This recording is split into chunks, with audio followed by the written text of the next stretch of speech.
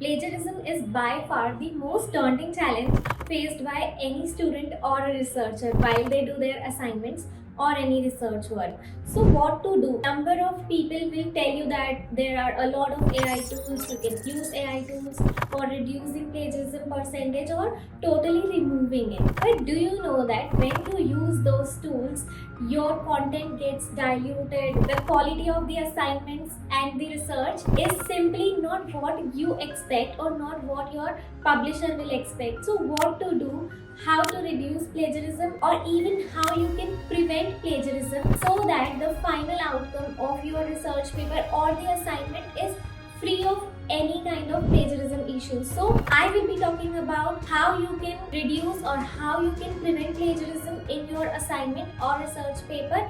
I request you to watch this video till the very end because I will be talking about all the 7 steps, and I will not just talk about these steps, but I will practically show you how you can use all of those steps to stay away from plagiarism. If you are new to my channel, please subscribe so that you get all the notifications when a new video is launched. I would also like to mention here that I talk about how to use and how not to use AI in your research and assignments so that you can come up with the best quality of the work. So without any delay, let me show you how you can reduce or how you can prevent your work. So here are the 7 steps which I am going to cover, which will make sure that your literature review or assignment or research paper does not have plagiarism. So the very first step is to add something new to the existing literature. Now let's see that the original content from a research paper is that the use of renewable energy sources like solar and wind power is essential for reducing greenhouse gas emission and mitigating the impacts of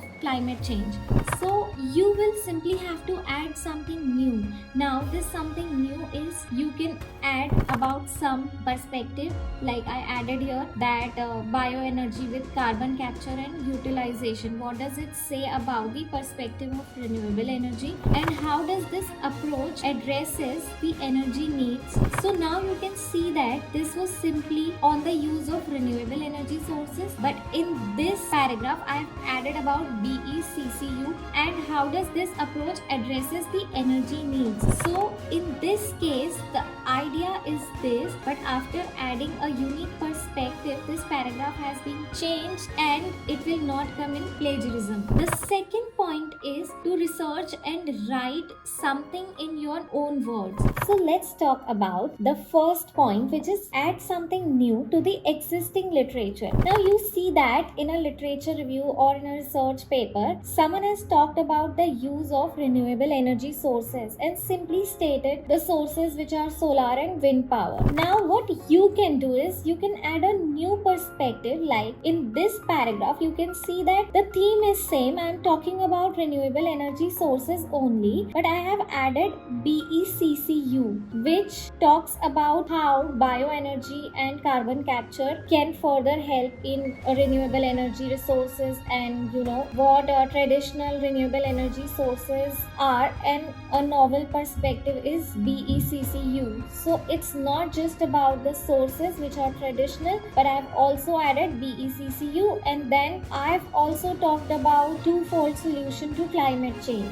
So this is how this entire paragraph is free from plagiarism, as it also has some unique perspective. The second point and the most important point is to research and write it in your own words. You know, you can read from any paper, any literature review, any article, but you will have to write, or you know, you can say that rewrite in your own words. So here you can see that there is a study which was conducted by Smith and Jones about correlation between increased green spaces in urban areas and improved mental health among residents. So you will now rewrite this idea in your own words, but make sure that you add this citation because the identification is from this particular study. But after rewriting it, it will not come in plagiarism. Now there are a number of rewriting tools like Quillbot, you know, a number of tools are there, but I would always suggest that you write it by yourself because because Turnitin has grown very stronger. It can detect that you have used some AI tool for paraphrasing or rewriting. Now the third point is you can give credit to all the sources. So it is again similar as this point, but here what will happen that you will not have to rewrite. Sometimes you can take some quotations as it is by putting inverted comma, or you can say the quotation marks, and doing that you can give the credit to this particular source, and it is free from plagiarism. Like here you can say that I used quotation mark. See, the original content was the only thing we have to fear is fear itself.